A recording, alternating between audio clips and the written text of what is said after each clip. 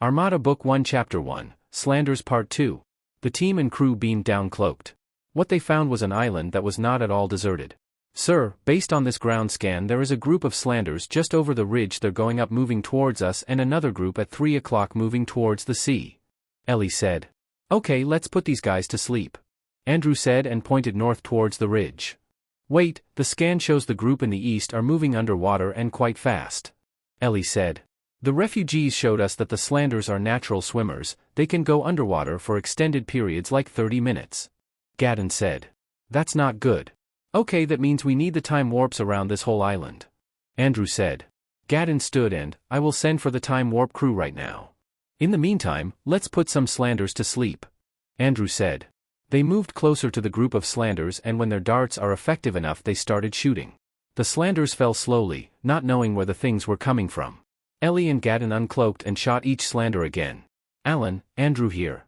Andrew, what's up? Alan, the island is not as secure as we thought. We need to put the warp ring around since these buggers can swim very fast and may overwhelm the area. Also, we put some Slanders to sleep but the scan shows at least another group to the east but this group is moving fast underwater towards the mainland. I believe there would be some other groups here. Please provide a detailed scan of the island and send it to Ellie. You got it. So where do you intend to put the sleeping Slanders? Alan asked. I guess we can just beam them off to the brig or the island and onto the other side of the mainland tonight. Andrew answered. I'll tell Mitch your plan. Thanks, General. General Mann, Mitch here. Sir, I would suggest we beam the Slanders into the solitary confinement brig. How many of the sleeping beauties do you have? Tony counted 15. Okay, General, one brig can handle 20. After a few hours, the cloaked crew has done their job and GX-1 did not find any other Slander on the island. As they were resting, the time warp crew arrives with boxes of warp plates that look like thick freeze-bees and started to deploy around the island. The Max deploying the time warps are part of the crew from Hedad. But their leader comes from Com. Her name is Nissel. Gadden said. Looks very efficient to me. Tony commented. It's not that easy deploying these. They would have to dig to hide the plates and must distance them conservatively to allow buffer between plates so the width of the warp is wider and thus provide more security. Also, the cloak must be turned off for the TP to beam in large numbers of Max or equipment. Ellie said. In 3 hours, Nissel's crew has done their job. Please make sure everybody is inside the warp ring before I turn it on. Nissel said. A few minutes later, after getting confirmation from her crew, Nissel turned the warp wall on and then a wall shot up from the ground and warped the view beyond the wall. In a few seconds, the view became clearer and the wall was now invisible. She pushed on the handset and a black wall 2 feet high emerges at the inside of the wall. Okay, so now we'll turn the cloak off. It's off, sir, Ellie said as she nodded to Andrew. Everybody uncloaked. Mitch, Andrew here, you can start using the island. I know you're now too crowded up there. Just as Andrew finished his sentence, the TP crew arrived and started setting the large TPs and one equipment TP. Then several dozen nurses and medic crew arrived with their equipment. Then a part of the ship's marine contingent led by Captain Jackson got in with their heavy weapons. Right after, several dozen Mac refugees, still mostly mothers, were beamed in from the mainland. As the TPs were put into operation, the refugees were beamed in and they in turn were instructed to deploy within the area. GX-1 started to move around the island's walled area and saw the growing activities. Some Macs are telling me that they saw some Slanders 200 meters by the hill up there. Gadden pointed to a rocky formation. The team rushed up and as they were going up the slight hill, 2 then 3 more Slanders came out of several large boulders and started going for them at a very fast pace waving some kind of wide sword. The team pointed their weapons and started shooting. It was a quick kill, 2 of the Slanders were almost cut in half. Their distance was so close the last kill fell by their feet. This looks like a hunting party. And they came out of those rocks. Gadden said. Hey Mitch, Andrew here, we have some Slanders bodies here. Maybe you can have the doctor take a look at these. Okay, General. My scanner shows 2 Slanders inside what looks like a cave. There it is, that's the opening. Ellie said as she pointed to a small cave opening hidden between 2 large rocks. She walked slowly with Andrew and Tony beside her. Did I see some glee in your eyes when you cut those Slanders?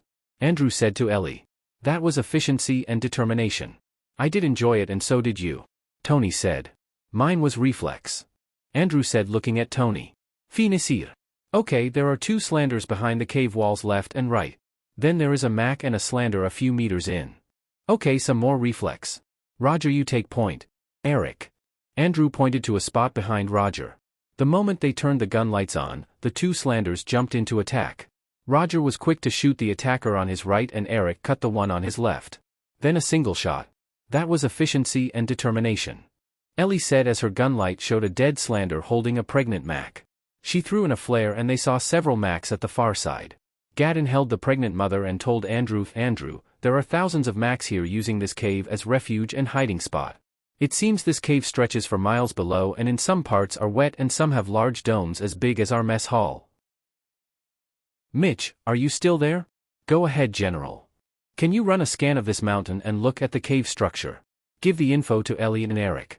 And after that scan the whole planet for cave structures. I believe the population count just got a little higher. Also, is there a spare GX team to help us recon the place? Negative, but your scan will get to Ellie and Eric in 5 minutes. It seems like the cave structure is very large. Andrew and his team methodically threw in more flares as the Mac medics helped the refugees out of the caves. That night, at the mission room, Alan started, okay, the cave structure was home to more than 100,000 Macs. It was really large and it seems the hunting party was not a hunting party. The story is that their group found out about the Macs hiding in the cave and held it as their own and slowly sold the Macs and kids over a long period of time. Good job, Andrew.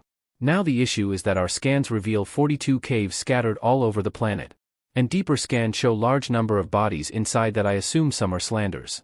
Given the new development, our ruse to tell the king we want half of their land is going to be true. It would simply take too much time to cover all the caves and process all the refugees. While I believe the island will serve as a good secure staging area, we now have to have more time to accomplish the mission objective. The base now will be under Captain Jackson. MCOM ran another scan when the deep cave scan revealed really large deposits of diamond and major crystals in some areas. And as you know, we use diamond for power and storage. So a mining scan showed there is a very large commercial value of diamond and some other crystals in the area. Mitch said. How large is really large? Andrew asked looking at Mitch. Total, maybe the size of Canada. I guess that's large enough to be called really large, Andrew said. What Mitch is saying is that the planet may now see a new ruler. Yes, expect General Rivers to send an exploration team over together with a large military contingent. Expect this to start arriving in 3 weeks. In the meantime, our mission objective has not changed. We still need to separate the Macs from their captors, must do it under the rules set upon us and in the time we have set upon ourselves. Alan said. The ruse starts tomorrow. GX-1 will use a light bomber to hover around and instill some fear. Beam into the king's chambers and start the ball rolling. Mitch said and looked at Rabina. The holograms have been set. So General Man, once you beam out, the Macs will fly it around using the flight data we programmed it to do and the show is on. Rabina said. Once out of the palace, we would resume dingy cave operations. Andrew said. That is correct. Mitch said. So from total luxury to primitive squalor. Tony concluded. Just what I was thinking. Andrew said and everybody laughs. Alan stood and, you all have your cave assignments. Bill will operate top ground mainly on critical tagging operations while Rabina and Sean work on show business. Dismissed. Hey, I thought I was up early, Andrew greeted his team in the mess hall. Gadden woke us all up. He's so excited these days. He's telling us how the refugees are so impressed with their Mac rescuers and never thought they could be anything but Slander food. It's so sad and happy at the same time. Ellie said. Look, if Gadden woke me up, I would have punched his face. And happy or sad, makes me hungry. Andrew said as he leaves the group to get his food. General Andrew is just making things light, Tony told Gadden. Don't take it seriously. Then there's this teenage Mac holding one of the Mac medics, and I saw some deeper connection there. Gadden said smiling. He went on to tell several refugee Mac romantic stories told to him by other Macs. So I see an entirely new genetic lineage. Ellie commented. No Ellie, it's not about lineage, it's raw attraction. Eric countered. Whatever it is, it's probably common among fun-loving Macs. Tony said. To both of you it's raw and fun, to me it's genetic lineage. Do you have any attraction to any of the personnel here, Major Rivers? Gadden asked Ellie. Gadden, remember the top dog is her dad. Nobody messes around with Ellie. Tony butted in. Some of the Marines are more afraid of her dad than charging to their death. Roger said. Andrew moved to sit, well, I'm not afraid of Tim Rivers. And he knows that. But I would be afraid when Ellie really gets efficient and determined. Everybody laughs. You've known my dad? Ellie asked. For a very long time. He never told you about me? I think I went to your place a few times when you were very young. You know he never does. Dad is so strict and cold about these things. And I don't remember you coming over to our house. And I am always the joker even to your dad. But what I can tell you about your dad is that he is very proud of you. In fact, he could not believe it when the Max designated you to be part of the Prime Exploration team under me, and he was so happy. He told me once that your doctorate in astrophysics is beyond, absolutely beyond him. And you also have his killer instinct. He told me this when he read your deployment records in the war. Your dad adores you and your mother. That's all I can say. So that's why the Secretary of World Exploration knew of the diamond. Your dad was monitoring you. Tony said. He does that once in a while. Sometimes he just calls me. But he got the diamond intel from Alan. Andrew said. I think I need to be reassigned. Sir, I want a transfer. You can't.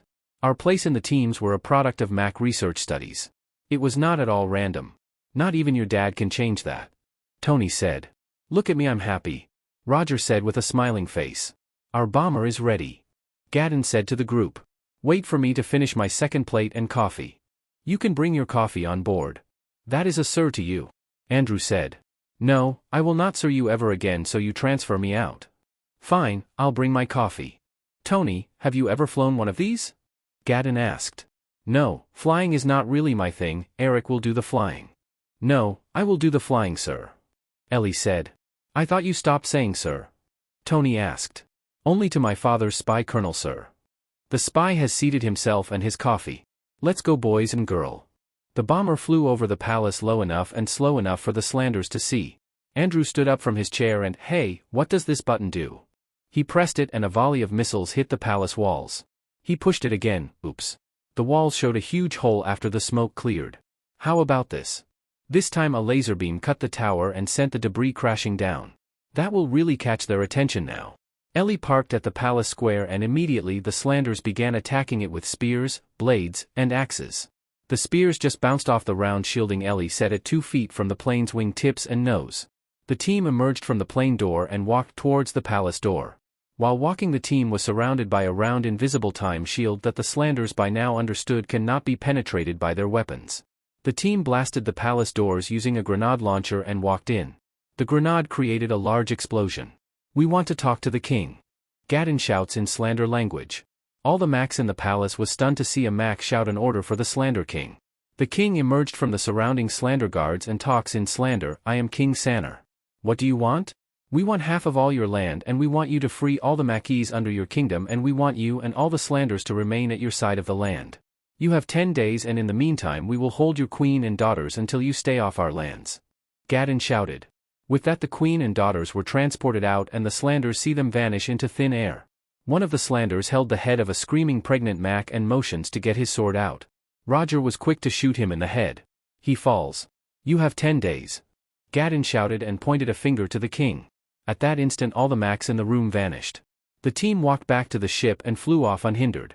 It took GX-1 10 days to explore the 8 caves in their area. In the meantime, the king and his sons have been assembling a large army. The army assembled near the sightings of the queen and daughters and are marching through the steep canyon as predicted in Rabina's plan. By the end of the 10th day, GX-1 appeared in front of the king and his sons. King Sanner, we demand your answer right now. Gadden shouted. We will rather die than give up our lands. Sanner shouted back.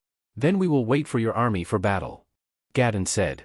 As the plan unfolded, the army moved quickly around the seaside and back towards the fields and onto the mountain, all in 3 days. By this time, 70% of the Max refugees have been transported to the island base and the GX teams have finished with the caves and tagging teams have all finished with their tagging operations. A group of Mac medics have arrived to relieve the already overworked nurse, medical and refugee staff. Back in the mission room. Alan started, ladies and gentlemen, the military exploration teams will be arriving in 3 days and the civilian explorers 2 days after. I believe General Rivers will be leading the party. We would need to set up a base on this area here and put a wall in this strip of land area here. This will effectively cut the land mass, giving us more than half of this land area. The military contingent will bring in the needed warp walls and tranquilizers. Based on our recent study of the live Slanders we have under our custody, the Macs have developed a more potent dart, one that will stop a Slander in its tracks and knock it out for at least 2 days. They said that an aerial delivery system will be out in 2 days. Tony, tell the Marines to set up perimeter guns here and here. Tell them we expect the army by mid-morning. Is Billy set up at the left flank? Andrew asked. You know General Guzman, he's used to this. But he's not used to the showbiz type of operations. Tony answered. Just then Billy walked towards them. I can't believe we're doing this. Why can't we just shoot all of them and be done with it? We're not here to kill. Our primary mission is to get the Max out and leave. Andrew told Billy. Now with General Rivers coming, we will never leave. Billy said. Yes we will. Just not the exploration teams and the military contingent. Andrew countered. My only consolation is that none of our teams got hurt. That's fine. In the meantime, we just have a nice barbecue while the walls are being attacked. Billy said. Pretty much. You know me, I love barbecues. Andrew said. You know, our job is part explorers, part warriors, part good guys, part showbiz, part scientists, part anything. I just love it. Look at Roger, he's always happy. Tony said to Roger's smiling face. You know General Billy is right, I have been analyzing some of the diamond crystal variants and these were products of a process involving a reaction to another set of chemicals in the ground the Max call pithog which we use for our fusion reactors. And the planet is full of this. If my calculations are correct, we will never leave. Ellie said. Sometimes you have to wonder, we think we're so smart, have all the things planned out meticulously by MCOM and the Max.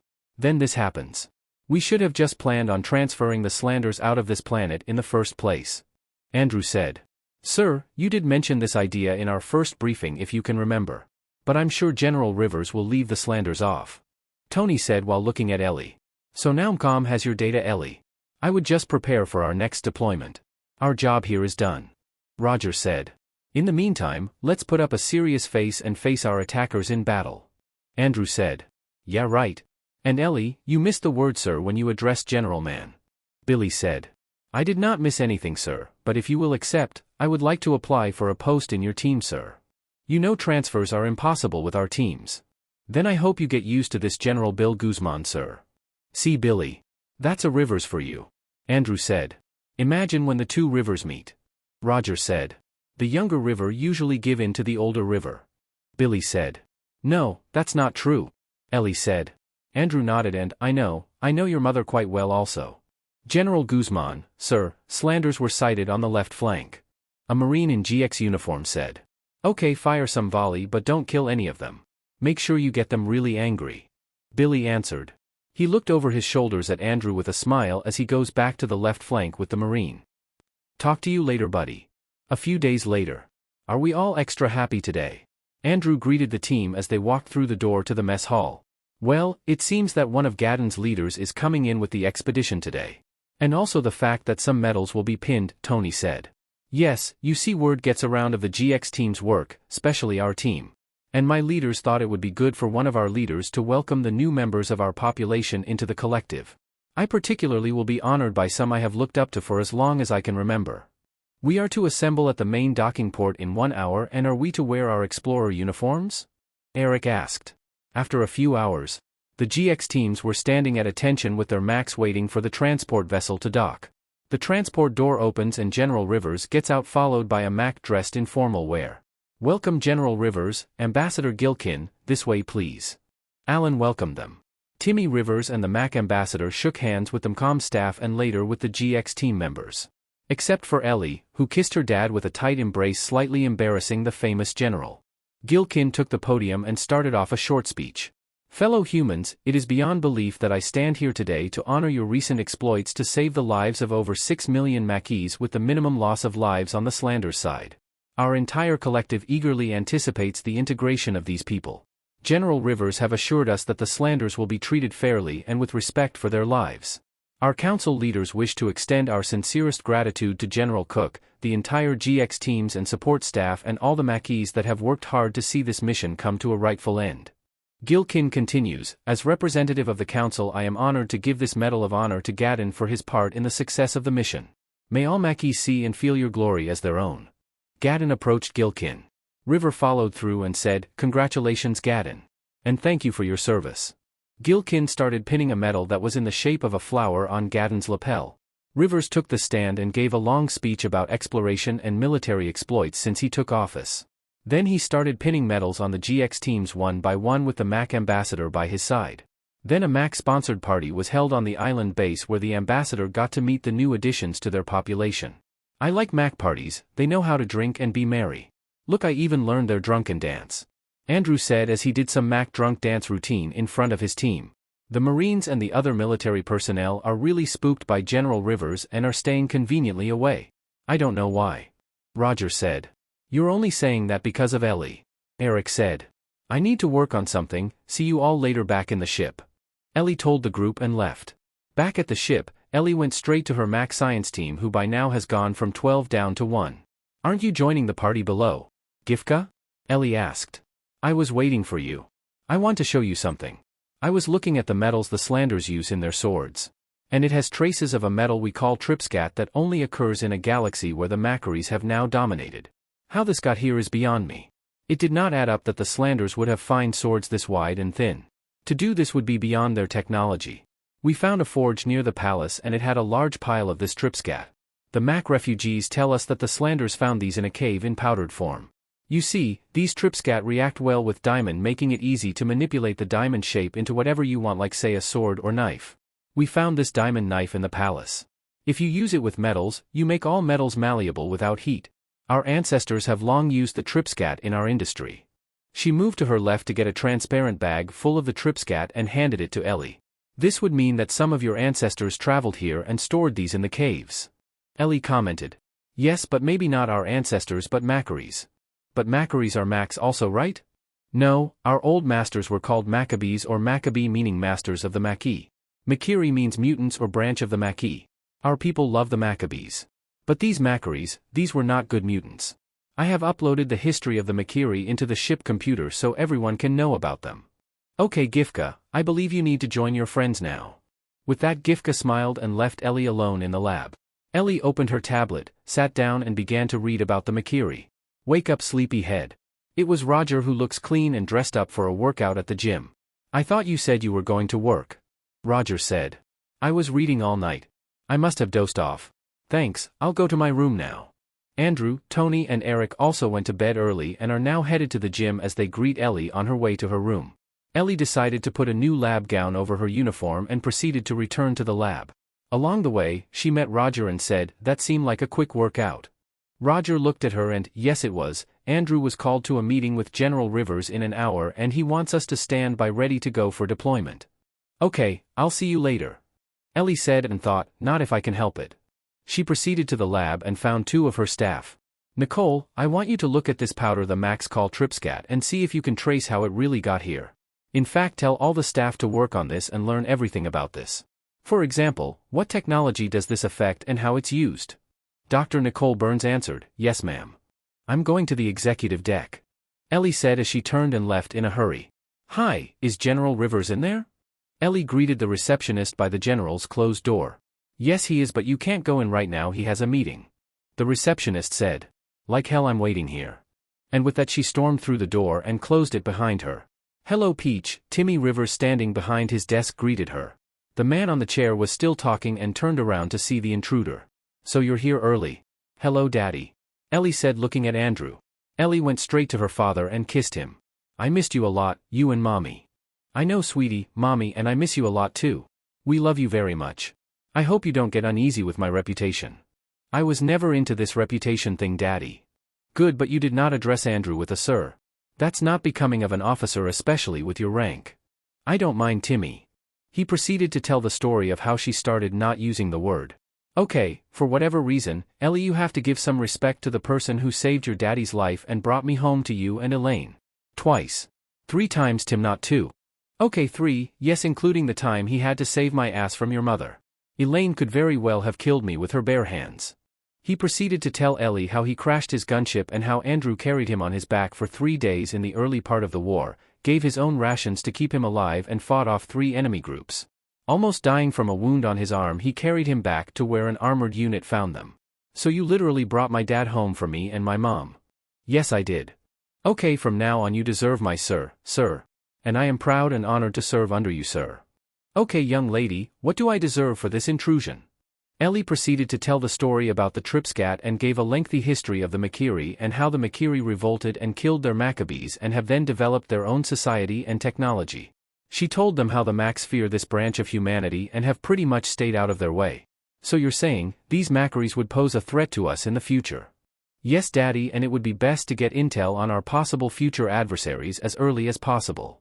Rivers touched the intercom and said, Audrey, can you get General Cook and Com in the mission room and get Andrew's team also? Get Ambassador Gilkin in the meeting also. So how are things back home?